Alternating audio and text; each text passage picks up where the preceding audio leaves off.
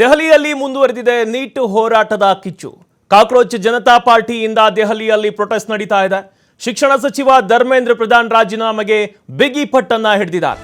ಹೋರಾಟವನ್ನ ಮತ್ತೊಂದು ಹಂತಕ್ಕೆ ಕೊಂಡೊಯ್ಯಲು ಸಿದ್ಧತೆಯನ್ನು ಕೂಡ ಮಾಡಲಾಗ್ತಾ ಇದೆ. ದೆಹಲಿಯಲ್ಲಿ ನೀಟ್ ಕಿಚ್ಚು ಇನ್ನೂ ಕೂಡ ಆರ್ತಾ ಇಲ್ಲ. ಈ ಹೋರಾಟದ ಕಿಚ್ಚು ಮುಂದುವರಿತಾ ಇದೆ. ಕಾಕ್ರೋಚ್ ಜನತಾ ಪಾರ್ಟಿಯಿಂದ ದೆಹಲಿಯಲ್ಲಿ ಪ್ರೊಟೆಸ್ಟ್ ನಡೀತಾ ಇದೆ. ಶಿಕ್ಷಣ ಸಚಿವ ಧರ್ಮೇಂದ್ರ ಪ್ರಧಾನ್ ರಾಜೀನಾಮೆಗೆ ಬಿಗಿ ಪಟ್ಟನ್ನ ಹಿಡಿದಿದ್ದಾರೆ.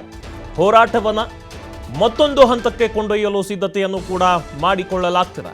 ಜಂತರ್ ಮಂತರ್ನಲ್ಲಿ ಹೆಜ್ಜೆ ಹೆಜ್ಜೆಗೂ ಭದ್ರತಾ ಸಿಬ್ಬಂದಿ ನಿಯೋಜನೆ ಮಾಡಲಾಗಿದೆ. ಪ್ರಧಾನಿ ಮೋದಿ ಧರ್ಮೇಂದ್ರ ಪ್ರಧಾನರ ರಾಜೀನಾಮೆಯನ್ನ ಪಡಿಬೇಕು.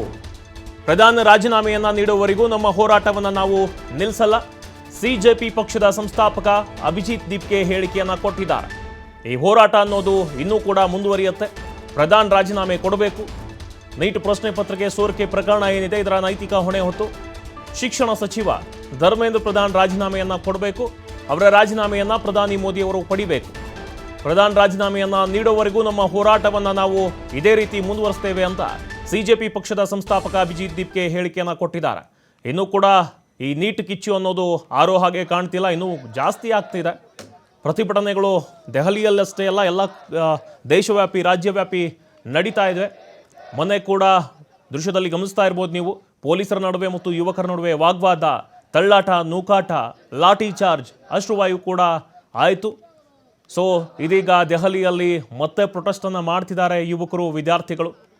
ಇದನ್ನು ಭದ್ರತಾ ದೃಷ್ಟಿಯಿಂದ ಹೆಜ್ಜೆ ಹೆಜ್ಜೆಗೂ ಕೂಡ ಭದ್ರತಾ ಸಿಬ್ಬಂದಿಯನ್ನು ನಿಯೋಜನೆ ಮಾಡಲಾಗಿದೆ.